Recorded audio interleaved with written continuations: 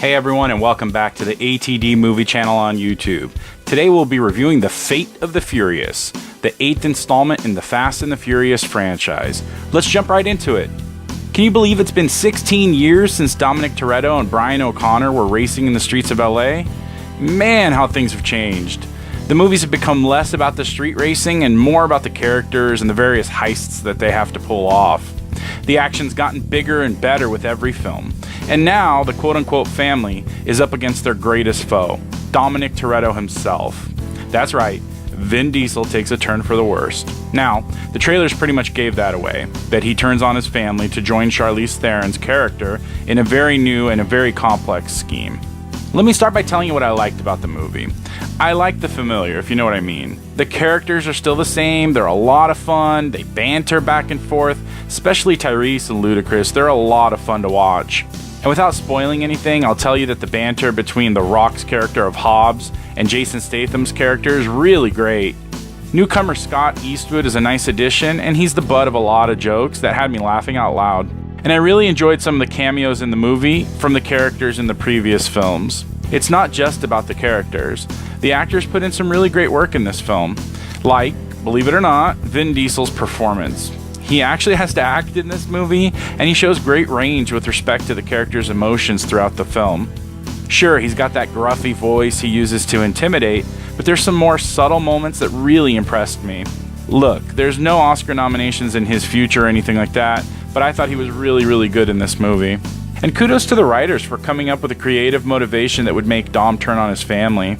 It's crazy and nonsensical, but still believable within this film universe. The aforementioned Dwayne "The Rock" Johnson, Jason Statham, and even Michelle Rodriguez give compelling performances using their wit and charm. Their skills are so perfectly portrayed in this film. And lastly, I want to point out the third act. I really liked it. It's balls to the wall, action, comedy, adventure that pretty much summarizes this entire franchise. It's ridiculous, but it's fun and it's exciting too. And I'll get into more details in a minute, but it's not until the third act where the movie remembers to not take itself too seriously. Alright, so that's some of the stuff I really liked. Now I'll get into some of the things that I didn't like so much. The CGI in this movie is the worst that it's been in the franchise's history. No, seriously guys, it's awful. Some of it's on full display in the trailer, in fact. The scene in Manhattan, where literally hundreds of cars are being controlled by Charlize Theron's character, looks downright awful. And that's not the only scene where I was completely withdrawn from the film because of the CGI. I don't want to spoil the fun of some of the action sequences here, so I'll stop, but I'll tell you, it's pretty bad. I mentioned some of the actors that did a great job in my opinion, but I have to talk about the villain portrayed by Charlize Theron. I'm going to be really blunt with you guys. I did not enjoy her performance at all. I just didn't think it was very good. She made this weird choice to whisper most of her lines, and I'm guessing she was trying to be sinister, but it just didn't work. In fact, it's downright weird. But, to be fair, some of the reasons why I didn't like her performance had to be attributed to the writing. There's no explanation other than one sentence of dialogue as to why Charlize Theron's character is doing what she's doing. And to me, the character was just too much of a comic book villain, down to that ridiculous wig that she wears. And I'm not exaggerating here, guys, she has an evil lair. No, seriously, she has a freaking evil lair, with nameless henchmen and everything.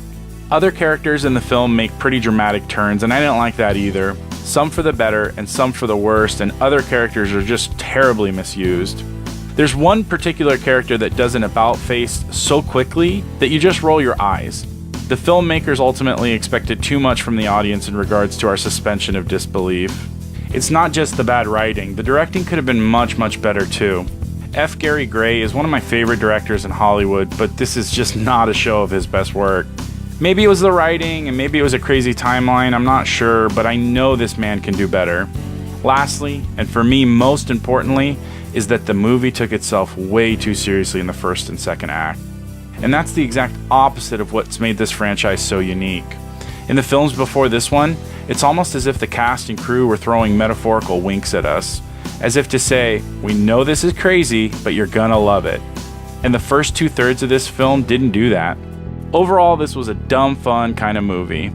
And it's gonna be compared to other movies in the franchise that are significantly better. If the franchise is going to stay relevant, it's going to have to reinvent itself, just like it did with Fast 5. Hey, look, they got my money, and I'll probably stick around for one more ride, so to speak, just so I can see what happens to Dom and company. And with 2 more movies that have already been greenlit, and a spin-off film starring The Rock and his character, there doesn't appear to be an end in sight for this franchise that started in 2001 with Dominic Toretto and Brian O'Connor racing in the streets of LA. So, are you a fan of the franchise? What did you think of this movie? Leave a comment below and let me know. Be sure to hit me up on Twitter at ATDmovie. Be sure to subscribe to the channel to be notified of content uploaded regularly. Thanks for watching the review for The Fate of the Furious. Take care, everyone.